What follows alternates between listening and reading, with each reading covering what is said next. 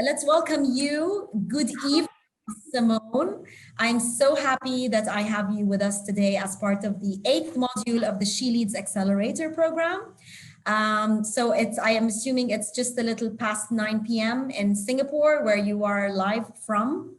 And we're based here in Dubai. I know that you lived and worked in Dubai for a while, so it sort of feels like, we're bringing you back somehow. So thank you so much for doing this with us. As you know, the She Leads Accelerator program is an initiative that was launched in September between Creative Zone and the Dubai Businesswomen Council. And the whole purpose of this program was to provide 12 or 13 modules around what it takes to set up or scale up an existing business. It was launched at a time where people were demotivated, people were scared. There was a lot of uncertainty going on. Everybody didn't know what to expect in the world of business, and especially entrepreneurs. So Lorenzo and I want to say hello to Lorenzo. Unfortunately, he's not feeling very well, but I'm sure he's going to be up and running in no time. So good evening, Lorenzo. I'm sure you're tuned in. Lorenzo and I decided to put together this program so that we can provide to these entrepreneurs or these businesswomen who are stuck somewhere. And what better way to go about this than to bring in the professionals and bring in successful entrepreneurs and successful business owners to talk about their journeys, and to also teach us a couple of tips around the basic or the necessities that fall under the umbrella of actually having a business. So I'm so glad you're with us today. Today's session is going to be very interesting because it talks about communication. It's about connecting authentically via technology. And I love how we have authentic and technology in one sentence. And I'm super excited to see what you have to share with us. And I'm sure the audience are anticipating that as well. I just want to give you the proper welcome. So Simone Hang, a human connection specialist, I love that title, speaker and former broadcaster. So for the audience who don't know much about Simone in her career in the media industry, Simone's job was to build memorable connections with audiences on stage, on the air, online, and on one-to-one basis. She has been invited to speak at the United Nations, TEDx, Google, and has spoken on stages in Thailand, the UAE, Australia, Singapore, Malaysia, Canada, and many more.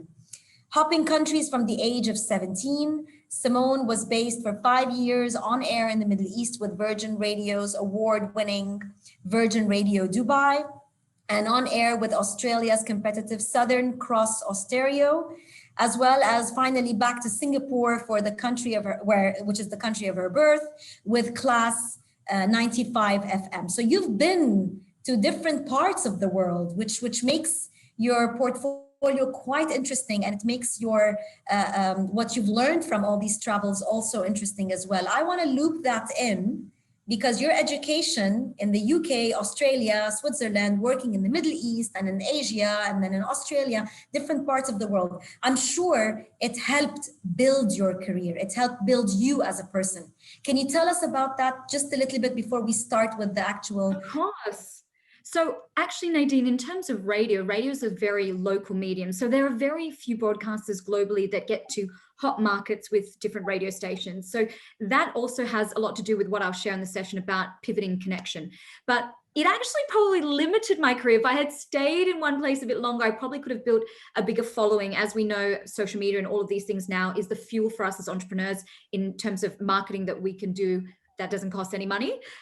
So it probably would have helped me more to stay and become a bigger name in one market, but I wouldn't trade the connection skills I've learned across, learning to speak a second language, going to school in German, and then being in the Middle East with friends every color of the rainbow and being exposed to different religions, and then here in Singapore as well. And then Australia itself is its own kind of internal market. It's very inward looking. So I wouldn't trade it for anything. So on the one hand, it kind of hindered my broadcasting career, but on the other hand, it has made me think so much more deeply about the way that we interact across cultures. And now with digital transformation, global economies are becoming more and more global. And so they need people to come in and help advise on how you pivot your communication between people of different cultures whose languages might not be the same first language as yours. Definitely. Speaking of people of different cultures and people of different backgrounds, I see here we have around 57 attendees who have just tuned in, and the numbers are still popping up. I want to say hello to everybody who tuned in. Good evening. Thanks for taking the time to join us. Tell us about your nationalities. Where are you guys from? Are you all based in the UAE or are you based elsewhere? Let us know more about who you guys are, and welcome. We're going to have an interesting conversation today with Simone about connecting authentically through technology, and more also on understanding the science of the human connection at a time where I know that we are all connected digitally, but there's also a lot of disconnection, correct? Yes, absolutely. And I think as well, a lot of people feel they're going crazy right now in the pandemic. Like, I think knowing the science that I will share will actually be a bit of I call it a soothing balm. It makes you feel that you're not the symptoms of isolation, that you're not going crazy. This is actually just the science. So it gives me a lot of comfort knowing a bit of the neuroscience behind connection as well, which I'll share very soon. Very good. And when we were chatting before we went live, I had asked you if you had any slides that you wanted to share, or any of the teaching tools or methods that are traditional, and you said you're not going to be using any of that, which I love. Oh, I'm glad. Look, actually, Zoom, and this is probably the first takeaway for all you early birds, you're going to get another good takeaway. Zoom has just launched a new feature which does allow you to pull yourself from the small video in the corner and extend it while using your PowerPoint as a slide. So you go into share screen and then you can do that now. So I can actually go from the small box to being 70% of the screen and connect with people. So going forward, there might be slides, but they would only be behind me and I would still be quite large. But prior to this feature coming out, you're a hypocrite if you speak on human connection and then you don't connect with people. And one of the biggest things that we're seeing on digital communication now is people hiding behind, turning the camera off and the mic off and hiding behind that. And I'll tell you why that doesn't work for connection. And it certainly doesn't work if you're the presenter and you are non-existent and you're a voiceover on a deck. So we'll go into more of that soon. Hello, Marcus from Singapore. Yay, someone from Singapore. I was going to flag that for you. You have one of your probably a fan of yours from Singapore. We have quite a nice melange of attendees. We have some from Dubai, we have South Africa, we have people based in Dubai, Romania living in Dubai. I love Dubai. It's such a melting pot of cultures. Italian, based in the UAE since 20 years. Awesome. Wow. Somalian living in Abu Dhabi, Singapore. Hello to Marcus from Singapore again. Dubai, Ajman. Swedish living in Lithuanian Swedish living in Dubai. That's amazing. So welcome everyone. I think it's time to kick off with the details of the takeaways of today's session. Let's start off by you telling us more about the science behind human connection. Sure. So I just want to start as well to everyone here. The reason I agreed to do this, I think this is important. This is about connection too, is I'm so grateful to the UAE. If it wasn't for Dubai, I would never have bought my first house. It really turned me into my own independent person. And it gave me, Australia is a multicultural place. Singapore is a multicultural place. But none of them hold a candle in terms of the richness that Dubai brings, because as a largely expat population, people are not there to assimilate. They're there to bring the richness of their culture and share it with other people in the city. And it's not until you leave Dubai that you're really reminded how special that is. I don't think that happens in any other city in the world. So if you are in Dubai and times are tough right now for your business, I want you to remember that it's an incredibly special place and it always emerges. Dubai always comes out of, I was there during the global financial crisis and everything will be fine. So you have my heart. Okay, so the science of human connection. I think this is really important, and it will give you a lot of calm if you are feeling ill at ease during COVID and the repercussions of COVID. So as human beings, we are wired to want to connect. It's actually why we're here on the planet. And it started because when we were early man, like cavemen, literally, the tribe would keep us safe. So this meant if we were pregnant and slowing down our fellow tribes people, another tribeswoman would gather food for our family, and we could rest. Or if we were a male tribesman and injured while out hunting, another tribesman would hunt game for our family to feed us and keep us safe. And if we were unlucky to be cast out of the tribe, then we would actually be flooded by a fight or flight response. I think most of you by now know what fight or flight is. It's how we get into stress. But in those eras, we actually were being like chased by saber-toothed tigers. Our body gets flooded with stress hormones like adrenaline, norepinephrine, cortisol. And what they've found is that these fight or flight response hormones that help us in that moment, people who have them over a long chronic period of time actually have a shorter life expectancy. So you would have seen a lot of studies coming out during COVID. 3 years ago, when I started speaking on this topic, no one knew this stuff, but I'm just bear in mind that you guys might have read this. Those people who cite high levels of loneliness in their life are far more likely to have a shorter life expectancy. And it's actually due to the illnesses that come from those chronic stress hormones. So loneliness is a symptom of a lack of human connection, obviously. That means that human connection is really, really good for our health and ironically, our immunity. But we have to be separated right now because of a virus. But in non-COVID times, connection is really good for our immunity because it takes us out of that fight or flight response. And it reminds us of the tribe that we were born to be part of. Okay, and when you say connecting, of course, I'm one of those. I love connecting with people, and this is one of the reasons why I love my job. But the thing is, with the current, let's say, I don't want to say the way that businesses are being conducted these days, we don't know how long it's going to be until we can have physical events, until people feel more comfortable meeting people face to face. So for the time being, we're sticking to this virtual platform to conduct business, to connect with people, whether it's family, friends, or businesses. But when we talk about that, even if it's through that platform, what are tools for people? And I want to specify it a little bit. I want to narrow it down and go to the entrepreneurs or the business people out there. What is a way for them, or what are the tools for them to connect better? Sure. So I have a later part of this where I'm going to give you all the tools, but I want to foreground this by connecting with you and telling you a story about how amazing technology can be when we rule it and it doesn't rule us. So in 2013, my mum had a tragic stroke that paralyzed her, and I left Dubai to go back to Australia and take care of her. Any of you here who understand, I know for Arab people, it's just like us Asians, our filial responsibilities are really important, and I knew it was time to take care of her. Finally, after she was stable, I moved to Singapore so that I could still see her every 90 days. But obviously during COVID-19, that was not an option. So in February of this year, late February, just before her 73rd birthday, I had to call her and tell her that I was canceling my birthday trip to see her. And she was on the phone and she was like, Simone, I am so lonely. I'm so lonely. And for those of you who've been to aged care facilities or nursing homes, you know it is literally like the ground zero of isolation. Like that should have been our testing point for who can survive social distancing, because the way that people live in nursing homes is really indicative of how we're all having to manage this now. And I felt terrible.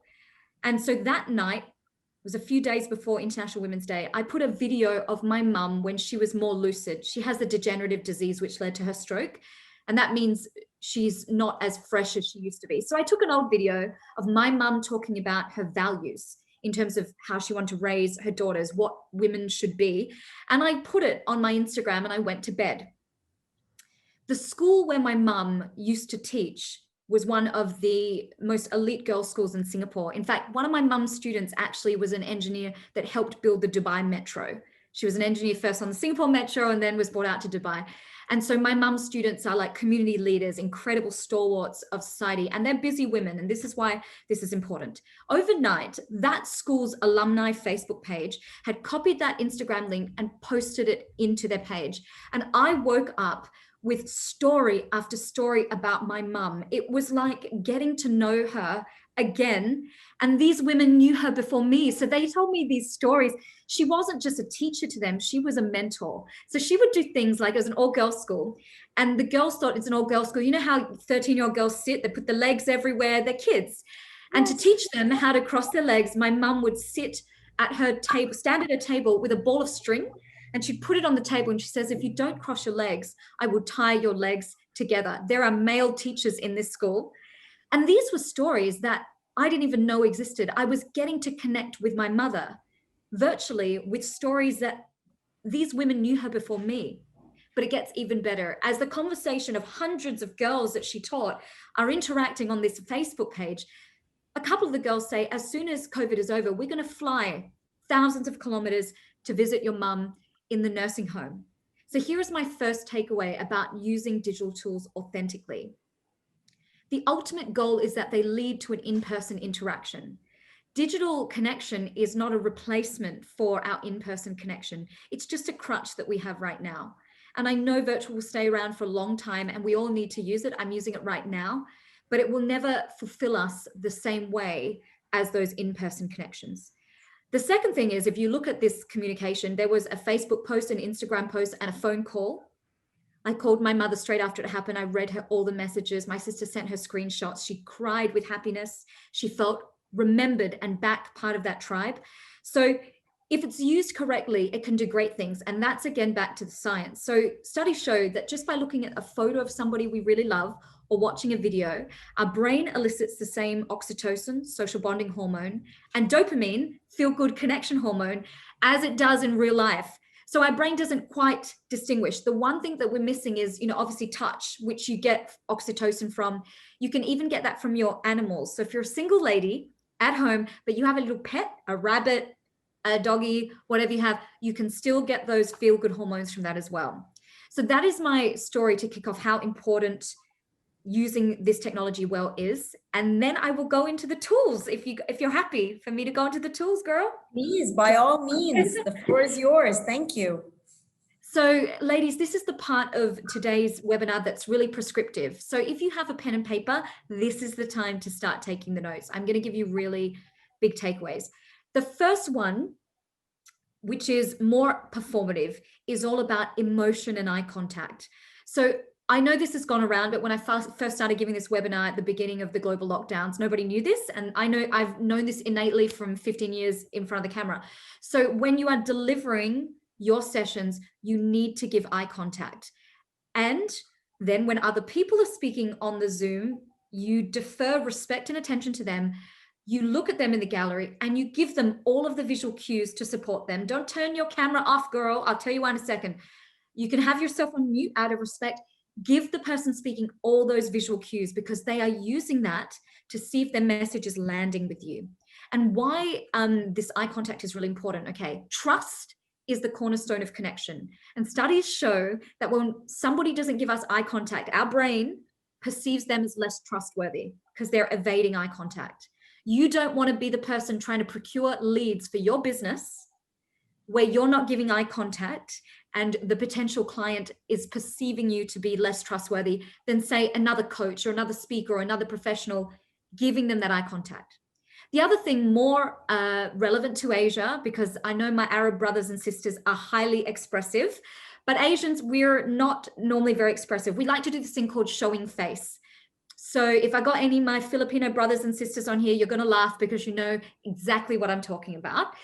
We will press down our natural emotional response to something upsetting or bad, and we will give a very neutral facial expression.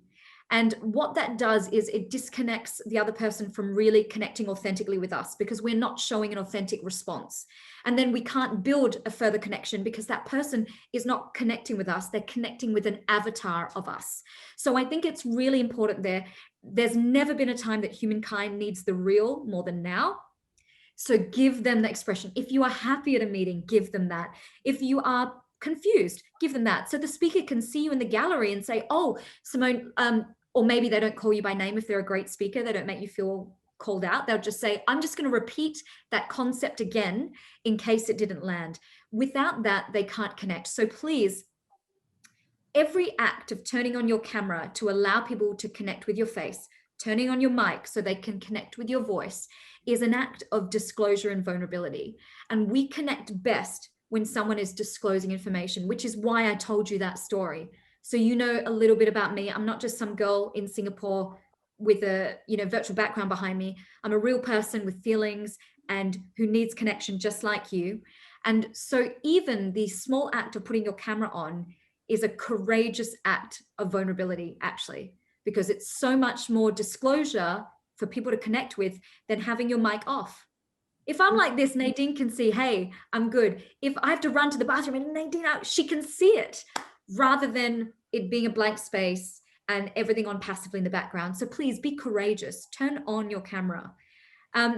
Voice notes are great. So for someone like me with an elderly mother, text is nowhere near as alive for her as a voice note. She hears my voice. And voice is something we can also connect with. I have a long story about this, but I'm just I'll tell you a quick story and I'll try and truncate it for time. Here in Singapore, at the beginning of our shutdown, a Malay Grab delivery driver. Do you have Grab or Deliveroo in Dubai? Yes, we do. Yes. Okay. So he actually went viral online because at the beginning of our lockdown, where people were so thirsty for connection, he actually sent his client who ordered a meal from him updates with full yoga music, like Zen music in the background. Hello, madam, your food is on the way. The whole thing. And she was so impressed that she put it in her Insta stories. It went viral, and it went viral because it was at this incredible intersection where people were desperate for connection. We were petrified that this AI Autobot replying consumer system was going to take over, in addition to a global pandemic, which involves social distancing. We were terrified. And if you can be the person that calms people and provides connection in a recession, in a time of volatility and uncertainty, it will really help your business. In entertainment, we always say, give the people what they want. I think it's not dissimilar to this in business right now. Be the woman, and this leads me to the next tip, be the woman who sends the video email when other people send text. There are two incredible video email softwares right now called Loom and BombBomb. And you can use these, and you can do your makeup one day, okay, batch record, do it for one day, get all your potential leads that you want to chase up, send them the introduction email. Hi, I'm Alyssa and I have a mobile tanning salon here in the UAE. I'm originally from Switzerland. Give that introduction where everyone else is sending a PDF attachment. Those softwares, again, those tools for you are Loom and BombBomb. Another app which is really incredible, and this is not so much related to business, but one of my fellow speakers on human connection, American guy, has just launched an app called Love Bomb. And why I think this is important for people in the UAE, having lived in the UAE, is Love Bomb helps to remind you, and it curates via an algorithm for you to send loving video messages to people that are most important in your life. And it does like outer rings. So you've got like your direct family, your cousins. So for people who are expatriates, this is a great way to remind you to stay connected to the people you love. Because here's the truth. Somebody in your network could not be telling you that the COVID-19 pandemic has put them into serious distress. My mentor from the radio in Dubai took his life while leaving Dubai to move back to Melbourne in April on Easter Sunday. And I was devastated. And I had no idea. This guy was posting on social media. I had no idea. It came out in all the news in Dubai as well. It just broke my heart. Oh, yes. Now that I made the link. Cameron Plant, the most, and the kindest human who I looked up to so much. And I realized that maybe because I looked up to him so much, he didn't want to be vulnerable with me, because men do like, people do like to be looked up to. Turning to their mentee. That's the only way I can make myself feel better about the fact that I didn't reach out. And I think that something like Love Bomb could really help those of us who live abroad from our families to remind us. In my network, he was one of the strongest people I knew, because I remember him when he was strong in Dubai prior to going through some of the things that brought him into depression. So we forget when we're expats how many rings of connections we have. And the idea with that is that we leave no one behind. The idea of connection is that we leave no one behind. We're inclusive, right? We're the tribe of the human race. That's the idea. So Love Bomb is a great resource. More tech resources for you are coming up, but I want to seg just back to the performance thing for a little bit. So in terms of the quality of your video conferencing, like Nadine's done it absolutely beautifully. I can't fault what she's done. It's incredible.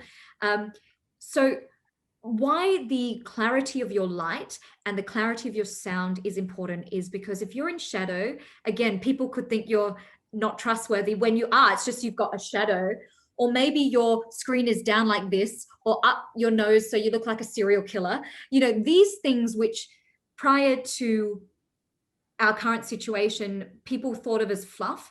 Now, because we are depending so heavily on them, they're no longer fluff. They're the difference between you connecting with a client and not.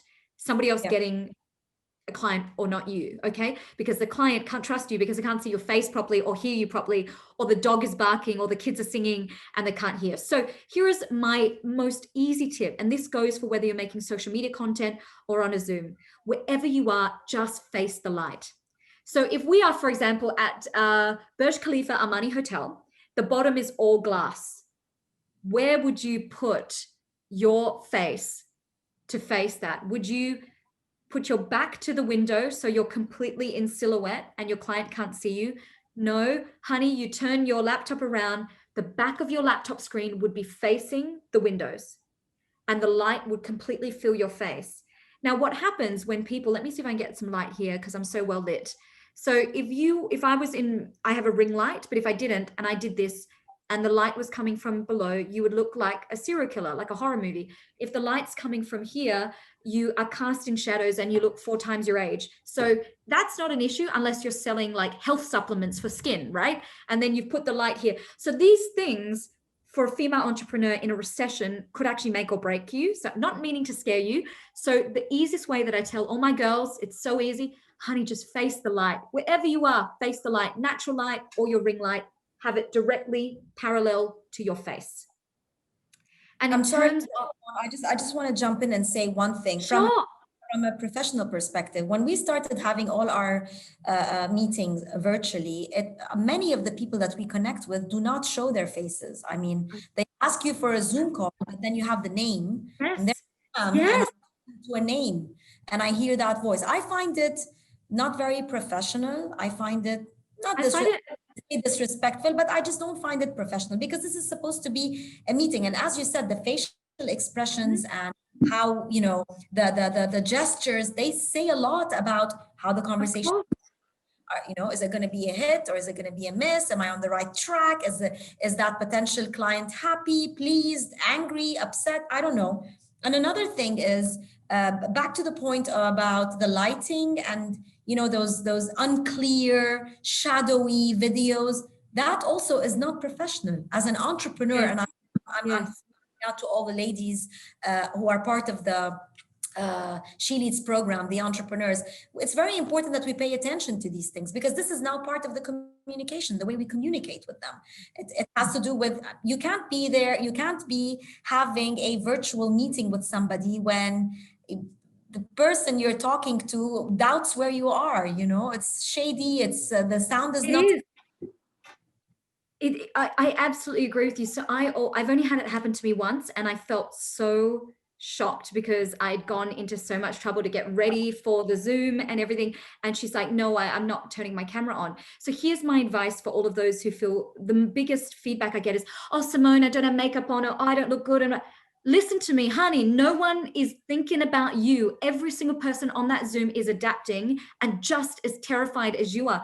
They're so busy trying to get it right for themselves. They are not there to look at you without makeup. So please do them the service.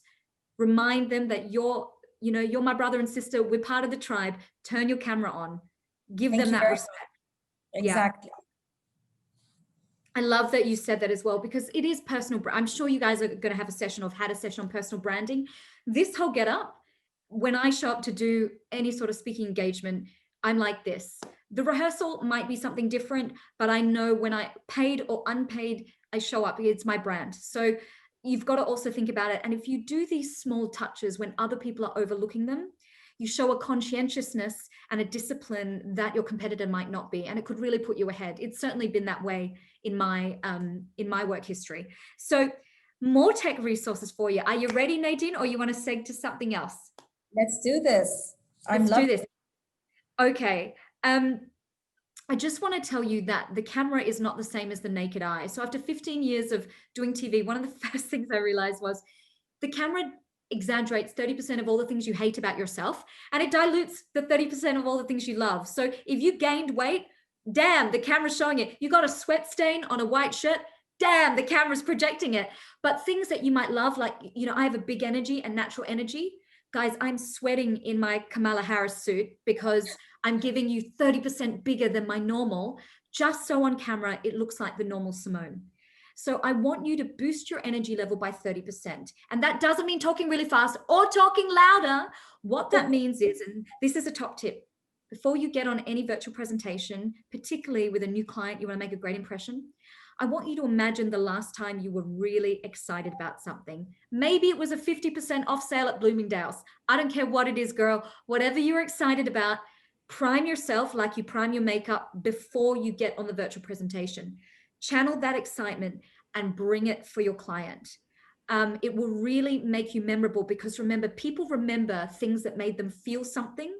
So if you emote an emotional response, particularly pleasant, from your potential client, they will remember you. You will become memorable. So please give that energy and make that energy polarized to being warm. How we do that is when we look down the camera, I want you to imagine it's the person you love the most in the whole world. For me, it's everyone from my little puppy to my partner to my mum. And you can just see when I'm looking at you on this, you girls can see, type in the chat if you can see the warmth I'm giving you in my eyes. It's automatic to me now, but those are a couple of hacks that I came up with to help my clients, because after a while, when you do something and it's implicit knowledge, you forget how to explain it. And those seem to work for my clients. So give that beautiful warm energy and you will be really memorable. The last thing that the camera loves to exaggerate is bad posture. So you might have to just perk up a little bit and you might feel weird, but you will look normal on camera. So I was actually rolling a bit there, guys. I've been in front of the computer too much. I should be like this, queens. So please remember that. The camera will make you look like a hunchback. So that's another thing as well. So big takeaway, the camera is not the naked eye. I do want to give you two last tidbits that I want you to write down, okay? Obviously, you've all now seen a webcam, a ring light, right? So when I first started doing this, no one knew what a ring light was. You can get them all over. They're made in China. They will arrive. Go to Dragon Mart. You get it in 2 seconds. So get yourself a ring light, particularly if you know, Dubai is apartment living for a lot of people. So if you don't live in a nice big villa with a lot of light, you're going to need that so you don't look like a serial killer in your Zoom webinar. So please get yourself a ring light. There are incredible things called Fixate gel pads. Girls, these saved my life, because before moving into this house, I was in a small apartment, and you know, a number of backgrounds to film social media content on were getting really limited. I did not have as many walls. So I could use this to stick on anything. It adheres to the back of your mobile phone. And why it's incredible is because you can adjust it anywhere because of the adhesiveness. You can always keep that camera parallel with that eye line. I cannot emphasize to you how important it is to give that eye contact. It's the difference between, closing a client and not. So please use this to your advantage. They're called Fixate gel pads, and you can just stick them. And then literally, honey, if you're a single woman and you don't have an Insta boyfriend, you can go and shoot videos on any pillar that you don't. Please don't do this in a mosque, obviously, but you know, any building that you want to do this on, it's an incredible tool. So please, Fixate gel pads are incredible. Another thing as well that works great to give that eye line, this is for your laptop. It's called a Moft, M-O-F-T, and it's an adhesive laptop stand that you can do two different heights, sorry. so that if you're in a new environment where you're working remotely and the table isn't the right level for your eye line, you can just pop it out. It will raise it to really be parallel with that eye line. So again, keeping that connection in the eyes. For your audio, obviously voice is a big thing for me. If you're a speaker, voice is a big thing. If you're a speaking coach, voice is a big thing. So this current new Surface Pro that I got has terrible audio compared to Mac. So I bought an external speaker so I can really hear everyone else properly and they can hear me. It has, however, got an incredible camera, which my Mac did not have. So if you have a laptop which has a grainy old school camera, that was fine for pre-COVID. We're in a new world now, guys. So I do recommend like a Logitech 4K is like the highest webcam you can get, because again, if you're blurry while everyone else is really sharp, people feel, even though it's not conscious, there is a subconsciousness that is this person trying to hide something. And that is because we are not picking up social cues on Zoom and Microsoft Teams, etc., as we do in real life. The cues, that's why it's socially awkward sometimes. That's why we get fatigue. Our brain is working overtime to connect because it's wired to connect in an environment which is not natural. So make that connection easier by getting great tech tools. Excellent. This is amazing. Yes. So that's my bag of tricks, ladies. And now I would love to give it back to Nadine.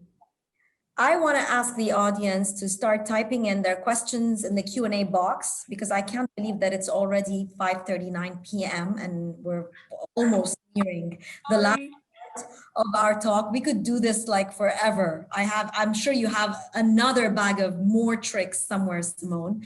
But for now, I would like the audience to start typing in their questions for you so that in the next maybe 10 or 15 minutes, we can start answering their questions as much as we can. Tell me now, when we talk about connecting with people, and when we talk about the fact that now we're moving digital and there's very little face-to-face, how do you create that authentic connection?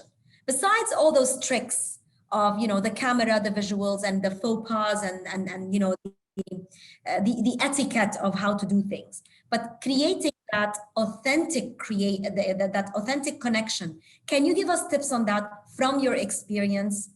Yeah. So, I mean, firstly, I want to emphasize the human part of human connection. So part of the human part is after the Zoom, you send an email saying thank you, all of these kind of things. And then for general connection rules that umbrella work across digital as well as in person, things like I always say commonalities connect.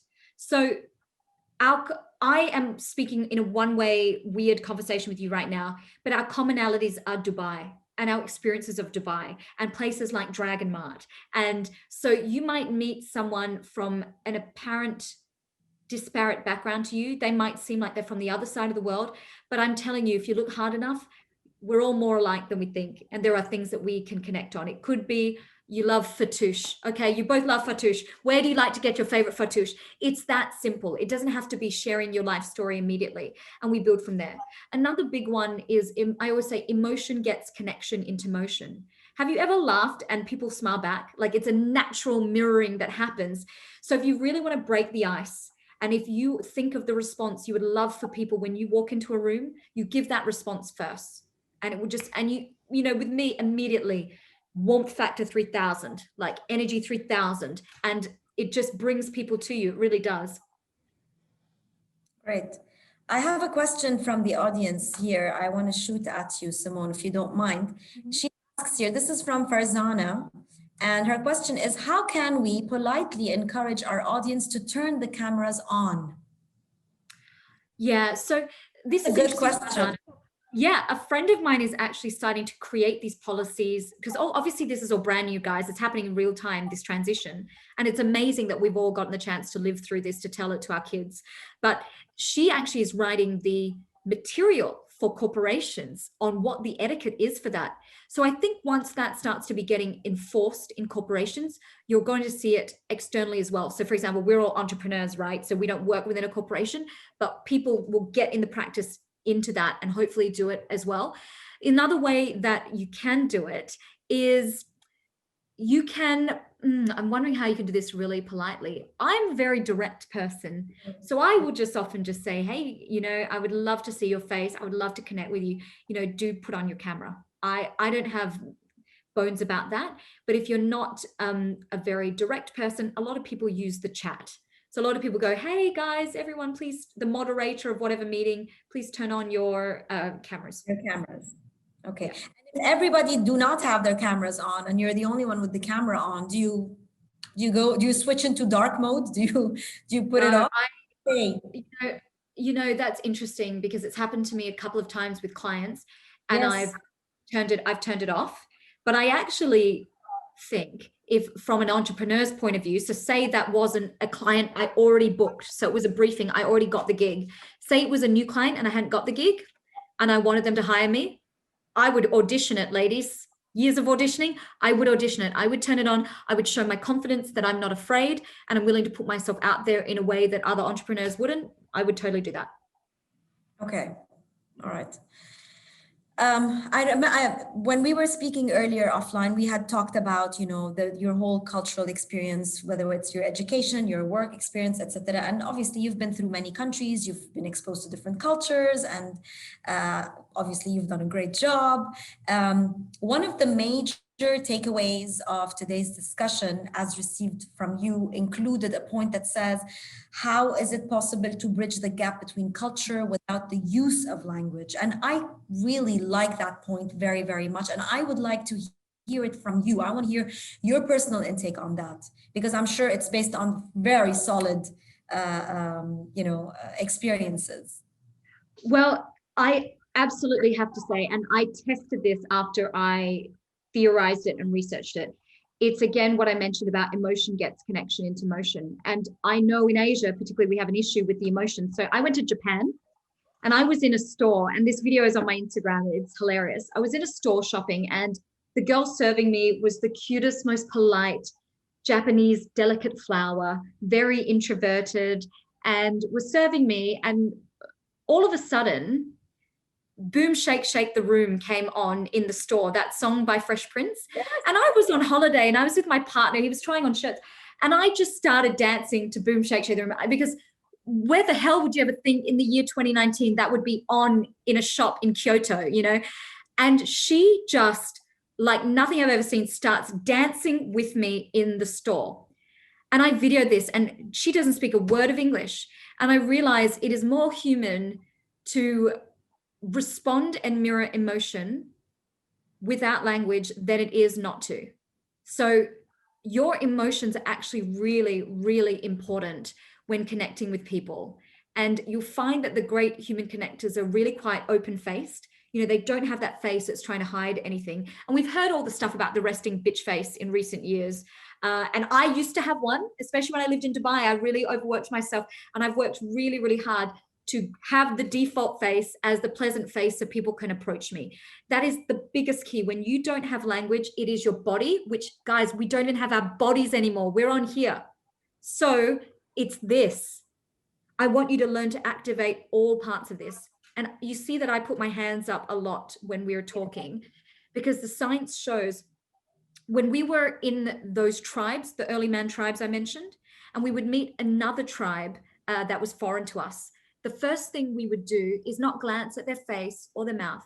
We would glance to check where their hands were. Were their hands garnishing a weapon? Were their hands behind their back with, a rock or a stone to hit us? And so our brain is still that caveman brain. The first thing we do subconsciously when we meet new people is we look for their hands. It's so quick, we don't even notice it. And I realized if I was to present to you like this, you would be you would listen to me, but your mind is subconsciously going, what's Simone got behind her back? What has Simone got behind her back? And once I learnt this, I now give hands. I give really good hands on Zoom for this reason. I do it on Zoom and live. I use my hands all the time. This is part of who I am. Okay. Yes, and it's also what I loved about the Middle East too, that expression. I really quite miss that. We're not very expressive in Singapore.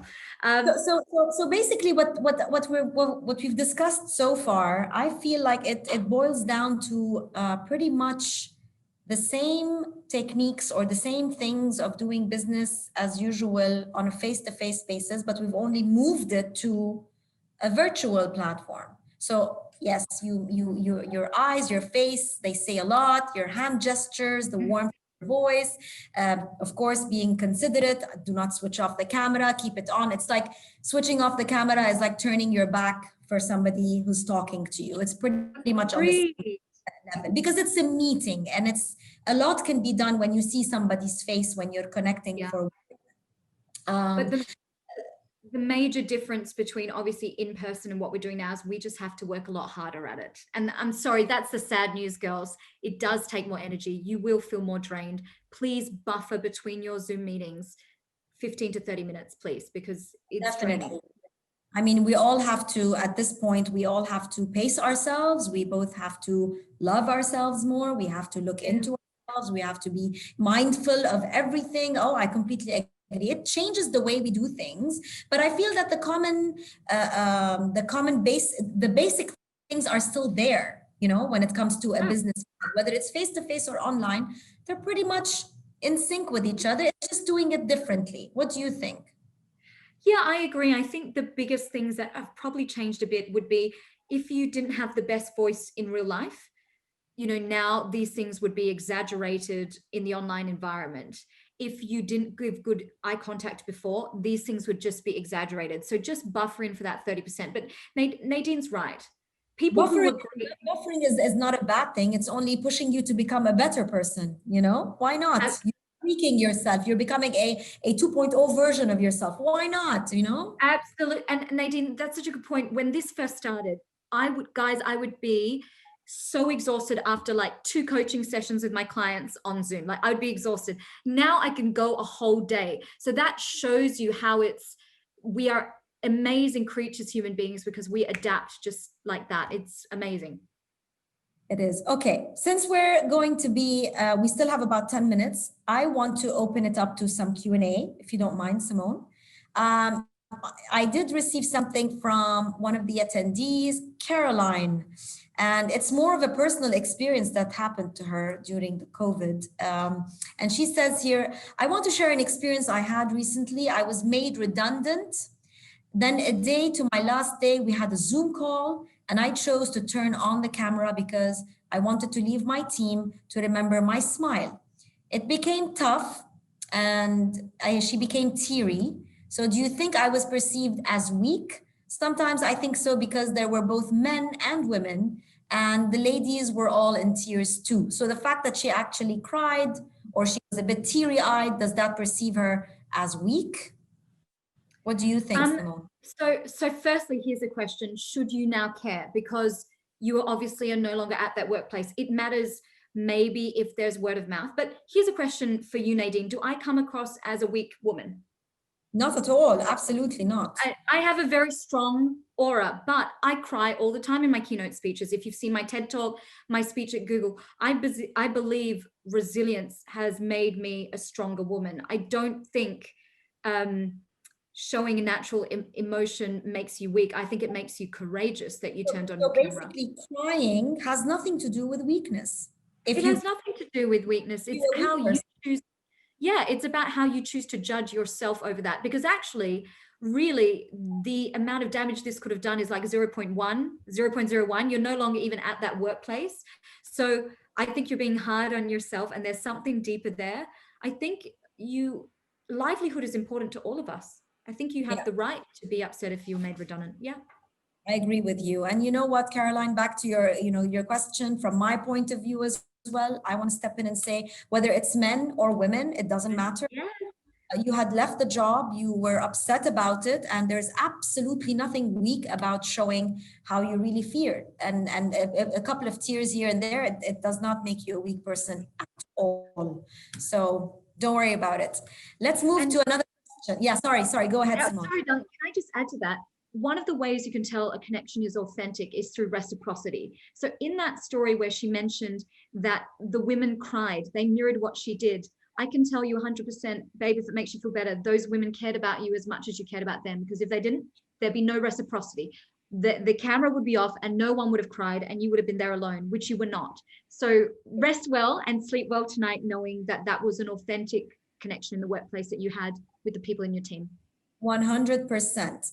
We have a question from Nada Al-Ghwainim, and she's a life coach, and she says, how can I build trust with my community on Instagram stories? What can I focus on when speaking to my community to build my likability and trust? Very easy, because I have done a lot of work on this as well, rebranding from someone who is in entertainment, which was more a take thing, versus someone who's a speaker, which is about giving knowledge. And you can guarantee that content will be viewed online if it solves problem and adds value for people. It's that easy. So if you are sharing Insta stories to give in a time of great need, tips, tricks, products that will help other people do better, I'm telling you, they will follow you. And here's what I've also discovered, getting older and having been, young, and people followed because of the way that I looked. And it comes to a certain age, even all those Instagram girls with the tight clothes and all that, eventually we all get to an age where people do not want to see us in those tight clothes anymore. So what else are you going to do, girl? What else you got to give?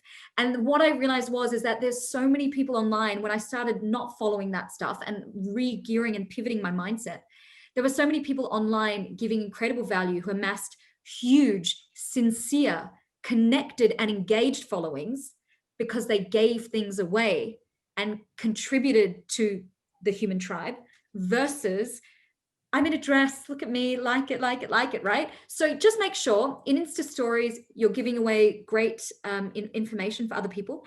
And in your post feeds, they can be still photos, but try and give away tips and, my top 3 this. You all have followed accounts that have done that before because they gave value. Some of them without even a photo of a person in them. They're just like memes of great quotes. So as an entrepreneur, gear towards that, because it also makes you likable and trustworthy. Makes you an authority. Yeah. Agreed. Another question from Augustina Nunez. I have an e-commerce platform, and most of my customers and vendors communications are through email, social media, and not meeting. How can I achieve this communication? So connection leads to conversion. People buy from people they like, know, and trust.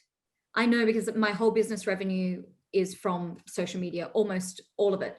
So what you need to do, babe, similar to the previous answer, is you need to be showing up in video, because remember, people can see your face.